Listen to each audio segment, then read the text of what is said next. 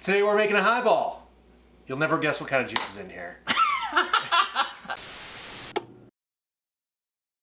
Welcome to Pomegranate Cocktails. I am your host, Derek Schomer, and I've got with me Ian Andrews, and we're going to make yourselves a cocktail. We're going to make ourselves a cocktail. We're going to make a cocktail for you that you don't get to drink. Sorry.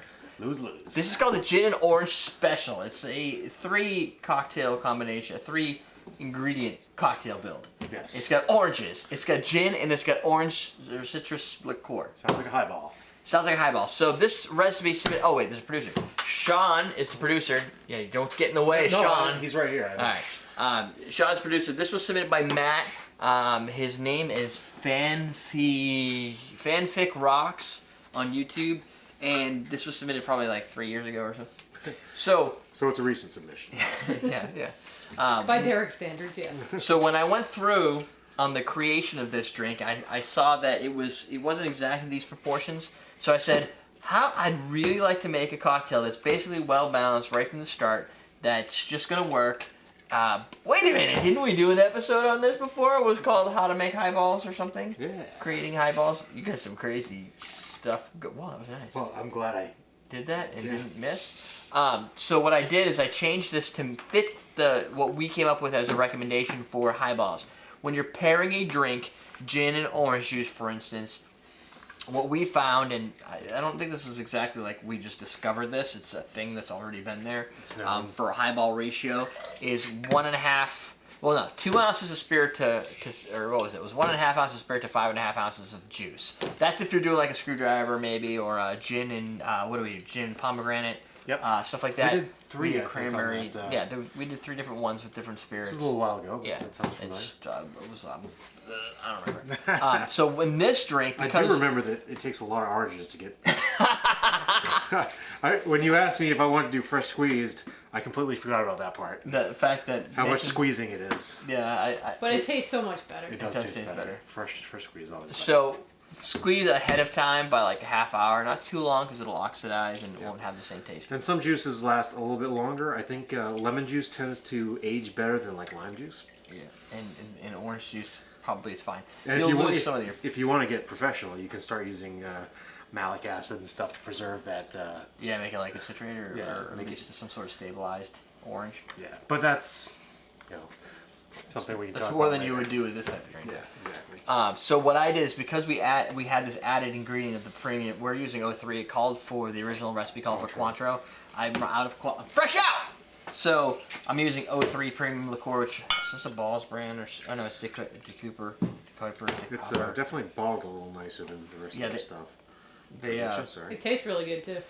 Yeah, it does. Yeah. So that was included in our orange, like our triple sec tasting. Yeah, this is like a really badass orange Julius.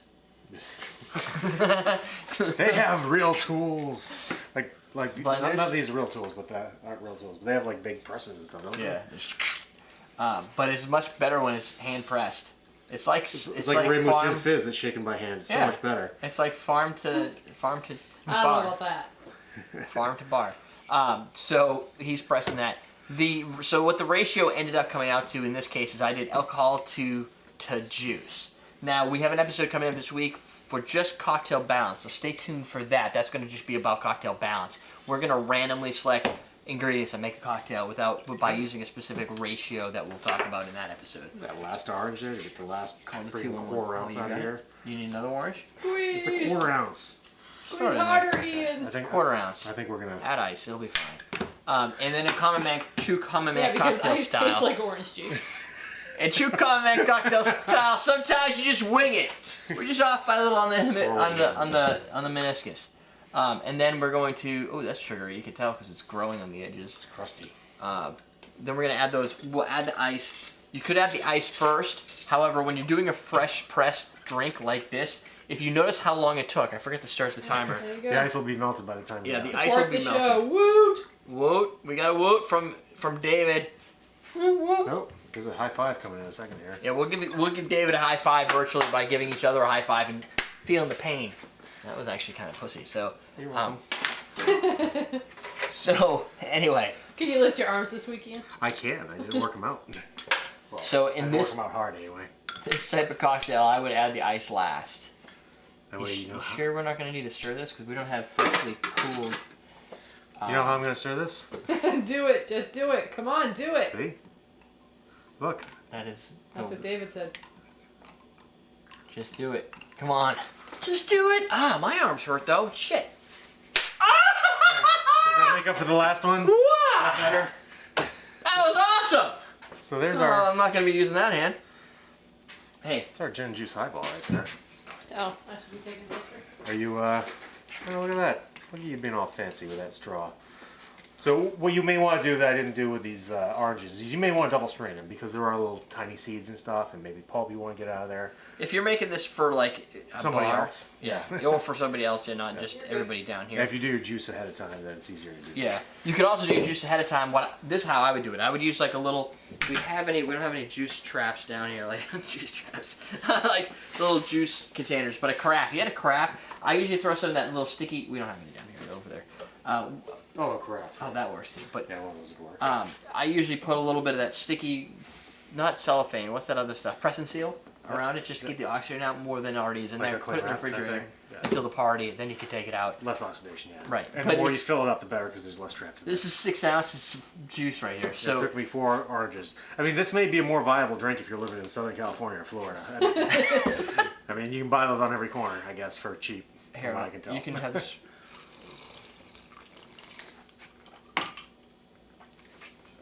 You can drink through the straw if you want.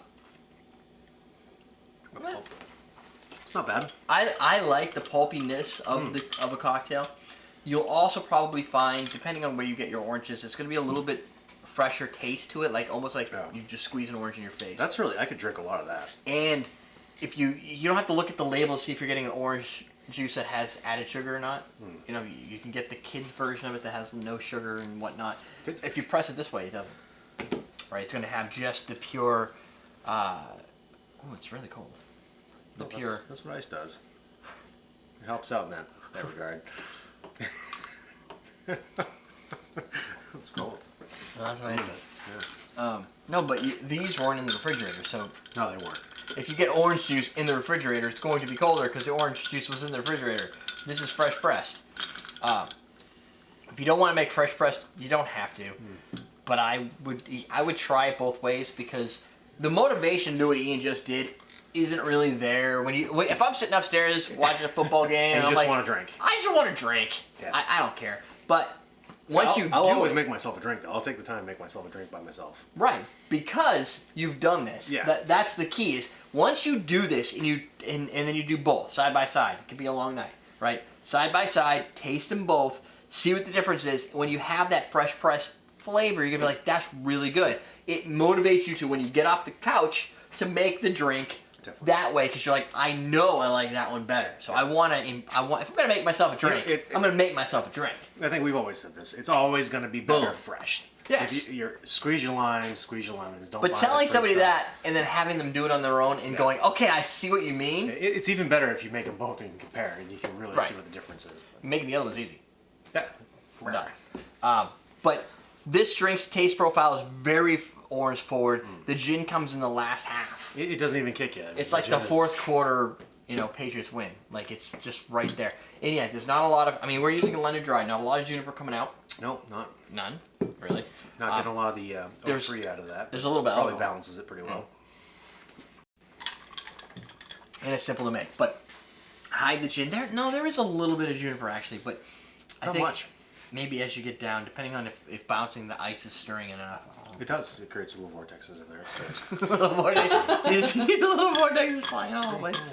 I did that too. So once it's down a little further, you can give it a little. No, I get a little bit of gin taste in it. It's just not It's not intense. it's not an intense gin. It's kind of like a screwdriver with gin. Yeah. With a little bit of extra orange in case you just didn't get enough out of the oranges themselves. So if you want to see more about highballs, I'm guessing you're going to link that episode down below. I could probably do that. Probably going to do that now. And if you want to get highball glasses like this, the glass Dharma That's straws, a you go- Chicago highball right Chicago highball and the Dharma glass straws, you can go to awesomedrinks.com to get those. Yep. Until, was it February 6th? My sign's all moved over. Was it February 6th or February 5th? It's just facing Fifth. her. February 5th, February the coupon code CMC16. Yep. And you can save 15% on your order. Yep. in lieu of buying stuff, if you want to help support the show, you can go to patreon.com/CMC or everydaydrinkers.com/donate to help out. That's right. We And had a bunch of people. If you're at everydaydrinkers.com, you can go to everydaydrinkers.com/newsletter and sign up for the newsletter that Derek puts out. Or just sit there for 5 seconds. It'll pop up. It'll pop up.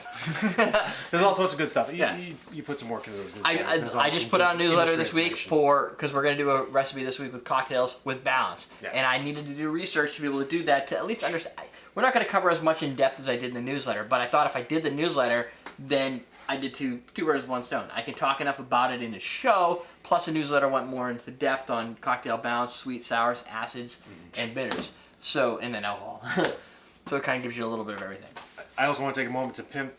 We got a guest coming on in a couple of weeks on the 29th. Oh, yeah, this is the first episode of the week. Yeah, so this is the first episode of the week, but this is preceding that. Yeah. You want to talk about that a little bit? Yeah, so Warren Bobrow is going to be coming down. Warren is, you can Google him. He's got a Wikipedia page, so you know he's important. And he's got a blog. He's the Cocktail Whisperer. CocktailWhisperer.com if you want to look him up. He seems to throw recipes in there. He's got a shrub recipe and some other stuff in there.